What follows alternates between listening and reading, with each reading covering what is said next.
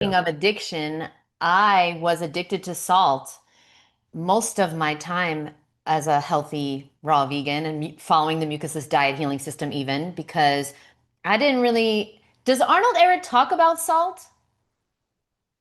Yes, he says a couple things. On one hand, if you're very, very early in your transition, he makes a point of how hard it is for people because he's basically making a point about how addictive salt is and how unnatural eating meat is, saying that in order for most people to eat something like dead animal flesh or even vegetables, they had to put something on it like a stimulant to actually put that on it to make it taste, stimulate the taste buds in such a way where it makes it palatable, as opposed to if we were truly supposed to eat dead animal flesh, obviously our physiology would be quite different, but we wouldn't want to cook it and we wouldn't want to like slather it with all kinds of stuff. And there's was wars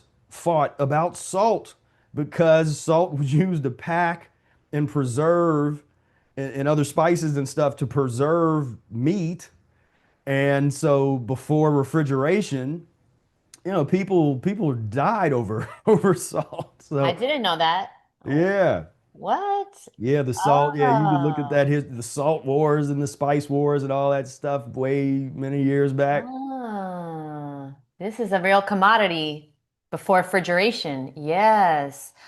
Wow. Okay. So now tell us, why do you not consume? When is the last time you had salt? And maybe not table salt, but like Himalayan pink salt or Celtic salt or sea salt. I mean, from I never put it in. If I had it, it might have been in something that I use. So if I like bought a store bought some type of, I would try to get like an organic store bought tomato sauce, and then I'd Hmm. still make kind of my own version out of that. But basically, that was the only time where I would have something that would have that type of salt infused into it. If I bought a store bought thing or a processed vegan thing or some kind of something like that, And, or and even when was that?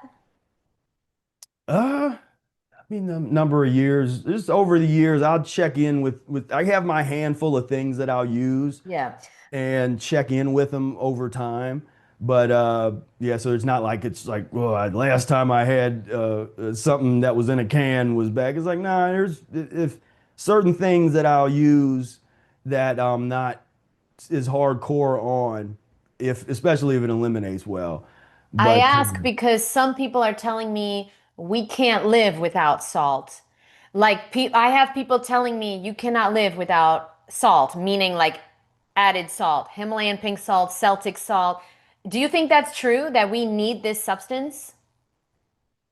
no, so the in theory, from say an Arnold Ehret perspective, he uses the word mineral salt a lot.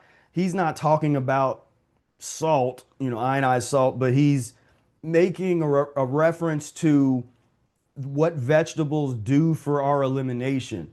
So when you compare what fruits do versus what vegetables do, the fruit is more aggressive. It has that astringent property oftentimes, depending on the type of fruit. And so it's going to act as more of a solvent, like you would spray some kind of solvent if you had something sticky on your wall or in the kitchen, you spray it and it kind of loosens it up. But is that it? Are you done? No, you have to take some kind of towel or something and wipe it down, and that's what the vegetables do. And he's talking about that on a cellular level at the blood level, where mineral salts are an excellent cleaning agent for the cells of the body. But Oh, I so didn't know that. yeah, yeah. And so Oh. so that's the relationship where you get the fruit is going to loosen stuff up and it cleanses in its own right. But then for if you're not perfectly clean, or if then you're going to need some vegetables. You're going to need some of those mineral salts to come through, whether if it's a green juice or you just eat it in a broom to be a broom. So that's why we call that a broom salad, or the different items that are selected to eat, including the cooked mucus-free ones. They are selected specifically to aid in this brooming and cleansing process. So we're never eating from the perspective, at least I'm not, of this like of nutrition theories and let me get my enzymes and get the vitamins and minerals and that kind of stuff. It's I'm never thinking like that. I'm thinking, how is this going to help to clean out my GI tract? The fruit is just clean, is just clean. Those grapes that I ate today, I could feel it going down and cleaning things out. And Yes. the salad that I ate last night, it's like that just was nice little broom salad, had some beautiful eliminations this morning.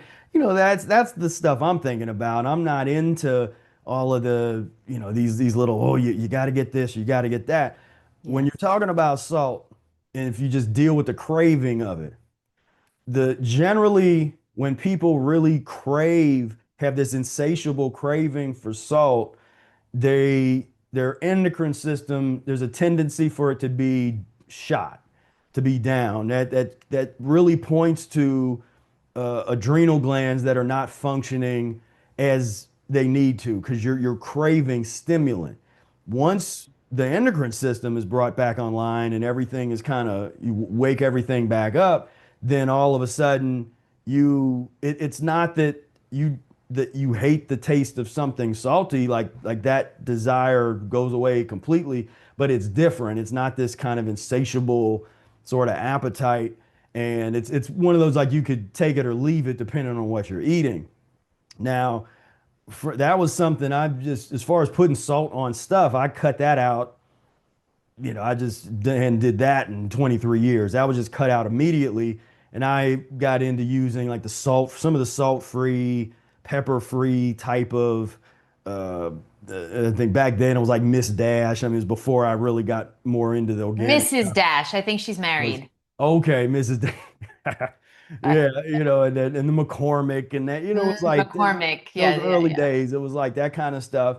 And but then I ended up just getting into where I really liked garlic powder, onion powder, and that would be just the main thing that I would put on stuff, vegetables and things, oregano, Yes. that kind of stuff.